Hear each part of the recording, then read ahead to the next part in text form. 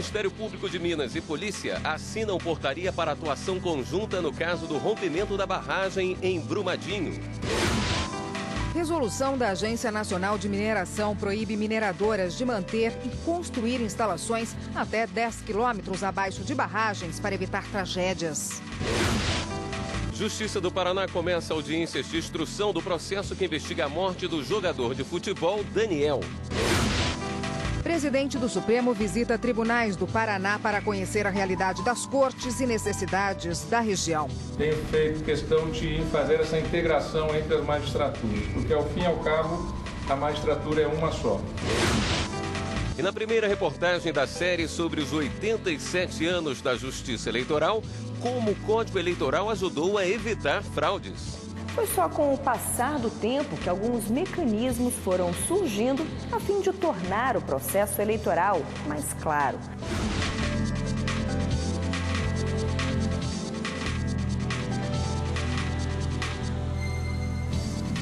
Olá, boa noite. Boa noite. A Justiça no Paraná deu início hoje às audiências de instrução do processo que investiga a morte do jogador de futebol Daniel Correia Freitas. Os depoimentos estão ocorrendo na Vara Criminal de São José dos Pinhais, na região metropolitana de Curitiba. 7 pessoas são réis na ação, entre elas Edson Luiz Brites, a mulher dele, Cristiana Brites, e a filha do casal, Alana Brites. A expectativa é de que as audiências de instrução continuem até quarta-feira. Hoje estão sendo ouvidas as testemunhas de acusação. Depois será a vez das de defesa. Em seguida, vem o interrogatório dos réus e as alegações finais, que é a apresentação dos argumentos das partes envolvidas. Por fim, a juíza decide se os réus enfrentam ou não o júri popular.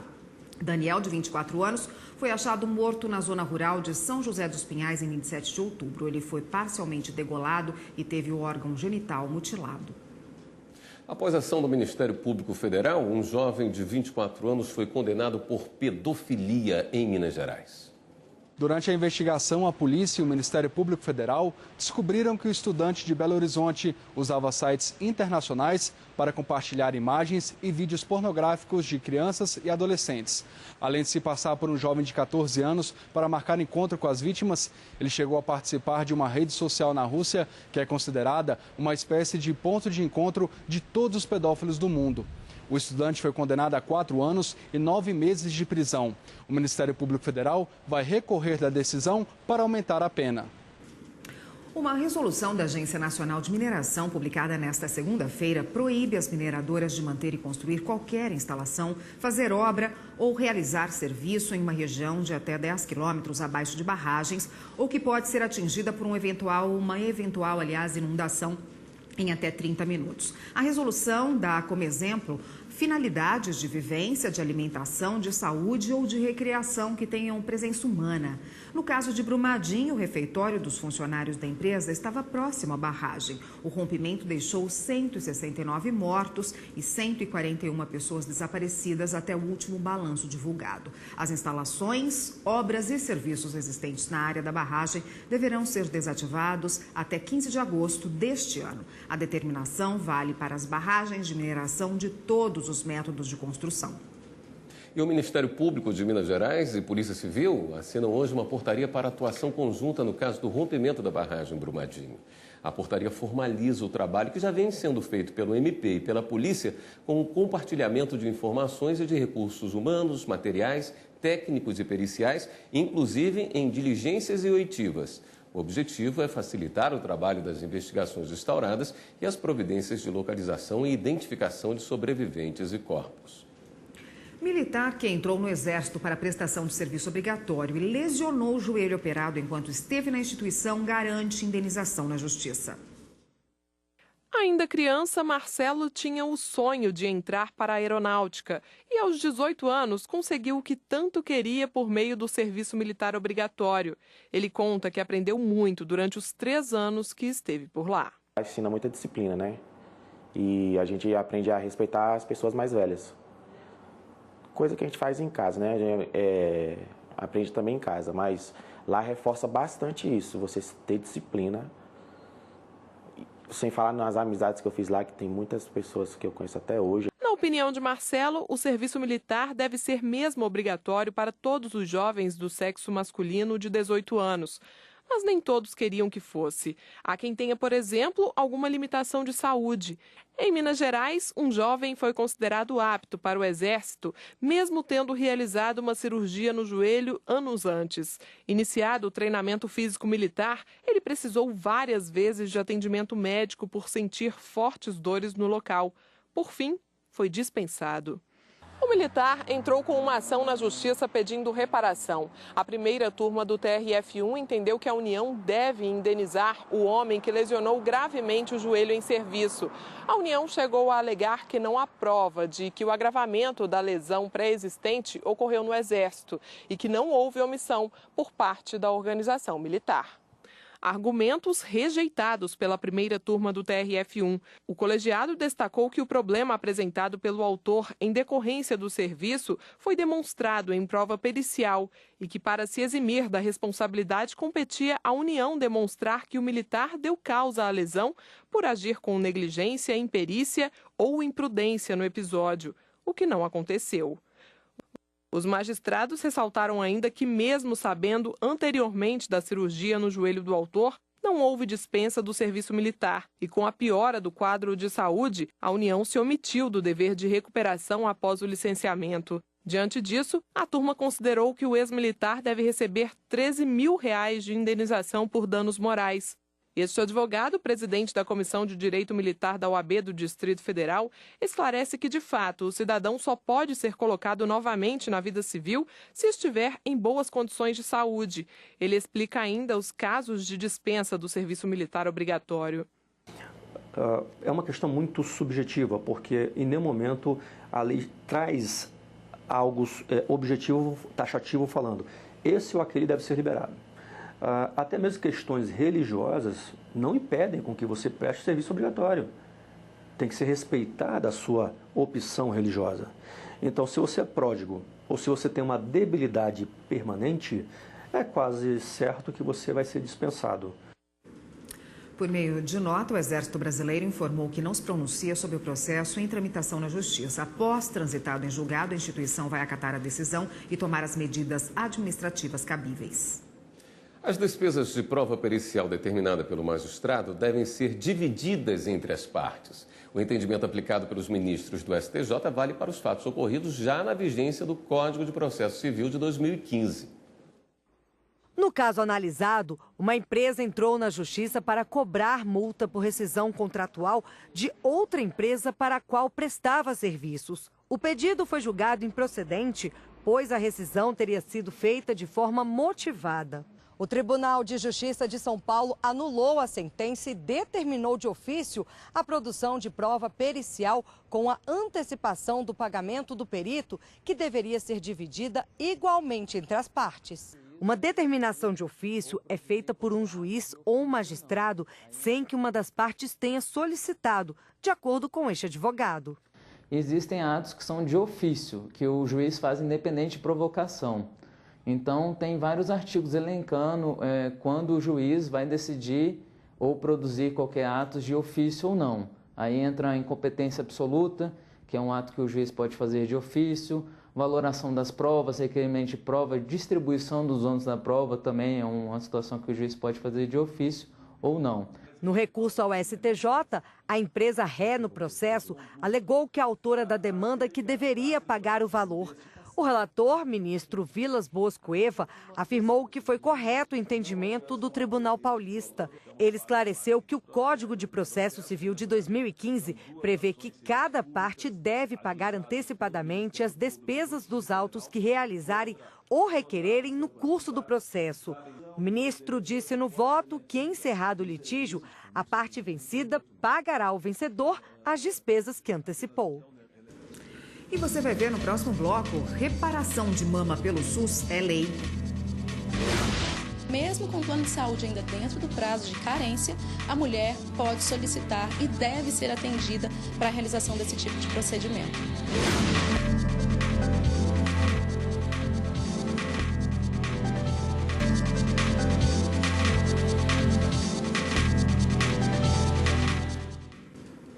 A cirurgia reparadora em mulheres que tiveram câncer de mama é garantida por lei desde o fim do ano passado. A norma vale para quem é atendido em hospital público e para quem tem plano de saúde. Por ano, o Brasil registra cerca de 60 mil novos casos de câncer de mama. Há vários tipos e, por isso, a doença pode evoluir de diferentes formas. Alguns casos exigem que a mulher faça a mastectomia, quando é retirado do seio focos do câncer.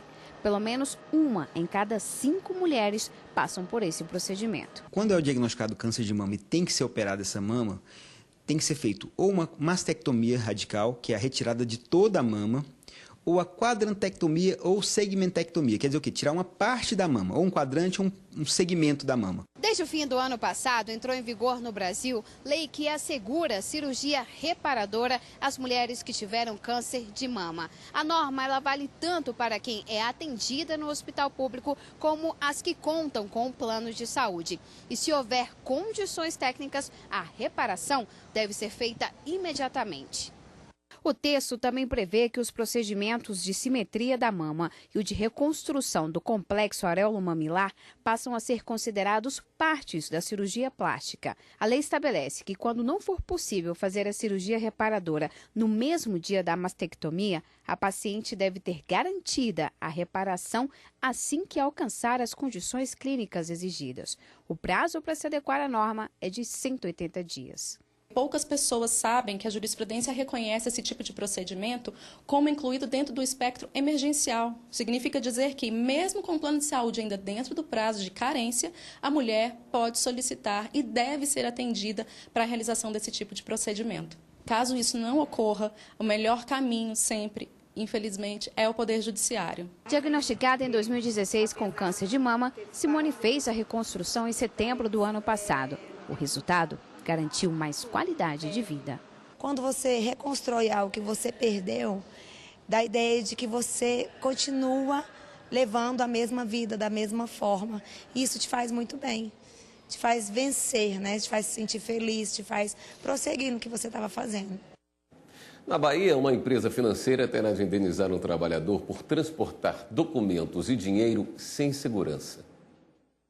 O transporte irregular de dinheiro foi o motivo que fez com que um trabalhador que exercia as atividades de concessão de empréstimos e fechamento de contratos financeiros ganhasse o direito à indenização por dano moral. O trabalhador foi contratado por uma empresa terceirizada, mas exercia suas funções efetivamente dentro da financeira, sendo assim enquadrado na categoria de financiário. Segundo o empregado, durante a greve dos Correios, ele teve que transportar malotes com documentos e dinheiro sem segurança. A decisão da segunda turma do TRT da Bahia destaca que, apesar das reiteradas condenações sobre transporte de valores, a empresa é reincidente no ato considerado ilícito. O valor da condenação foi reformado para R$ 50 mil. Ainda cabe recurso. No próximo bloco, na primeira reportagem da série sobre os 87 anos da Justiça Eleitoral, como o Código Eleitoral ajudou a evitar fraudes. Foi só com o passar do tempo que alguns mecanismos foram surgindo a fim de tornar o processo eleitoral mais claro.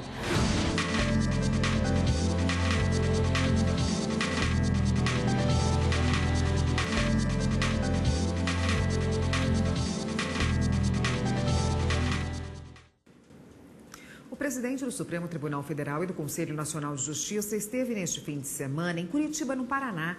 O ministro Dias Toffoli percorreu a Justiça Estadual, Federal e Trabalhista, além da Associação dos Magistrados do Paraná e da sede do Executivo local.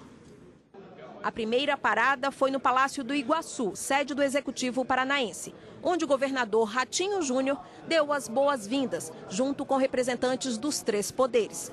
Por onde passou, o ministro Dias Toffoli e comitiva receberam homenagens. Primeiro, no Tribunal Regional Eleitoral. No Tribunal Regional do Trabalho, os ministros do Supremo ressaltaram a importância da justiça trabalhista no Brasil. A comitiva esteve também na seção judiciária da Justiça Federal e no Tribunal de Justiça do Estado. A presença do presidente Dias Toffoli do Supremo Tribunal Federal, dialogando hoje com todas as justiças do Estado do Paraná, é uma demonstração concreta de um diálogo que é feito em prol da sociedade. A iniciativa de ir a Curitiba faz parte de um cronograma de visitas aos tribunais de todo o país para conhecer as necessidades de cada região e integrar ainda mais o judiciário. O ministro já esteve em Alagoas, Espírito Santo, São Paulo, Rio de Janeiro e Rio Grande do Norte. Por onde eu tenho ido, e aqui o Paraná é o primeiro estado da região sul que visito, tenho feito questão de fazer essa integração entre as magistraturas, porque ao fim e ao cabo a magistratura é uma só. O que acontece se você faltar a uma audiência judicial? Saiba a resposta agora na reportagem. No dia a dia, muitos imprevistos acontecem. Doença, acidente, algo que geralmente a gente não consegue prever com antecedência. Mas se isso acontecer justamente no dia em que você tiver uma audiência marcada, você sabe quais são as consequências? Vamos ver. Não conheço não e também nunca faltei não. Não, nunca faltei. Ellison já passou por isso. Ele estava desempregado há 1 ano e faltou à audiência na época para ir a uma entrevista de emprego. E aí eu tive que faltar porque eu dei prioridade à entrevista, porque eu no momento estava desempregado e eu estava precisando muito desse emprego. Depois eu pedi ao meu advogado se ele não poderia remarcar. Ele disse que não, que o caso ia ser arquivado. Após a reforma trabalhista, a ausência das partes pode resultar em custas. Os custos são 2% em cima do valor da causa, que a pessoa vai ter de pagar caso não venha à audiência. Aí a gente vai dar 15 dias para ela se justificar e ela só vai poder reclamar de novo se ela pagar isso. Isso é um pré-requisito para ela ajuizar uma nova ação. Já na audiência de instrução, que tem o objetivo de colher provas, a ausência de uma das partes gera um impacto ainda maior. Todos os fatos alegados pela outra parte que está presente se tornam presumidamente verdadeiros. De acordo com o artigo 843 da CLT, o comparecimento das partes é obrigatório nas audiências, independente da presença de seus advogados. Estamos aqui para tentar fazer uma justiça social. Não é para penalizar A, B, reclamante e reclamado. E aí, quando chega aqui, a gente tenta manter esse equilíbrio e ocasionar uma paz social, né? E agora vamos dar um giro na rede para saber das últimas notícias.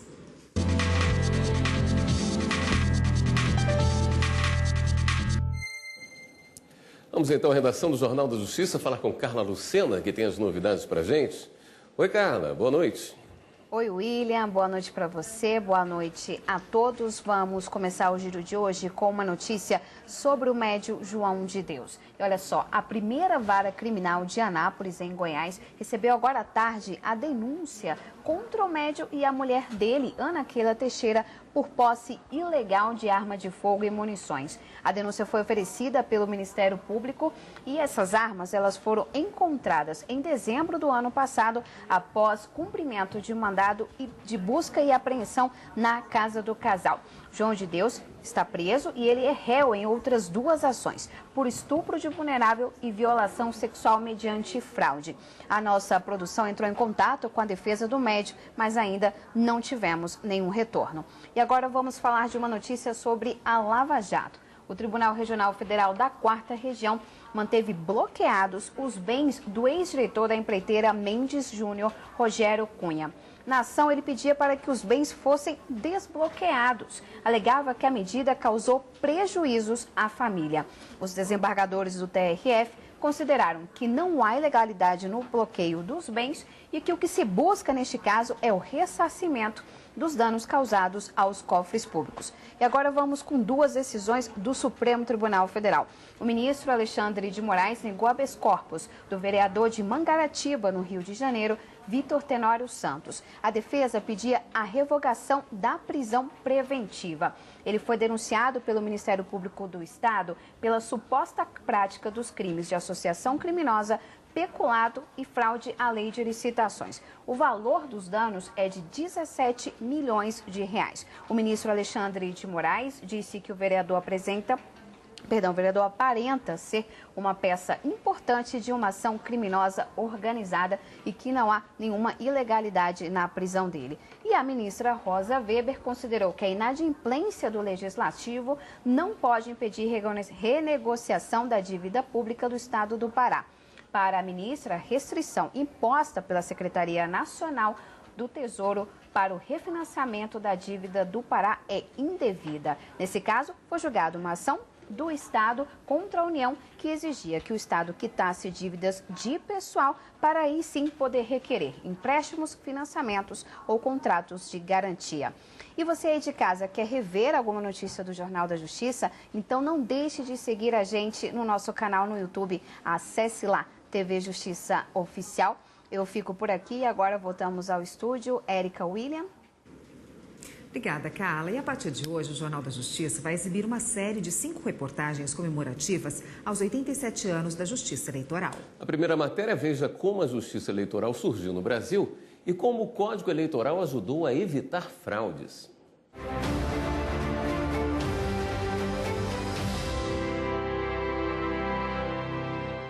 Pode até parecer, mas essas bolas de cera não são objetos decorativos. Elas representam o que teria sido a primeira urna de um processo eleitoral no Brasil. O Brasil passava pelo processo de colonização. Os portugueses se instalaram na Vila São Vicente, em São Paulo. Ali foi criada a Câmara Municipal das Américas. O povo, então, escolheu 6 representantes que determinaram quem seriam os oficiais do Conselho. Os nomes dos eleitos foram escritos em tiras de papel, colocados dentro dessas pequenas bolas de cera e guardados num cofre até o dia marcado para a divulgação dos vencedores do pleito. Depois disso, outras eleições foram realizadas da mesma forma, mas não havia regras. Nos períodos colonial e imperial, por exemplo, o voto podia ser por procuração. As fraudes, então, eram constantes. Foi só com o passar do tempo que alguns mecanismos foram surgindo a fim de tornar o processo eleitoral mais claro. O título de eleitor foi criado, mas o voto não era um direito de todos. Mulheres, mendigos, analfabetos e também membros do clero eram proibidos de votar. Não havia, assim, o direito do exercício da cidadania, nem mesmo democracia.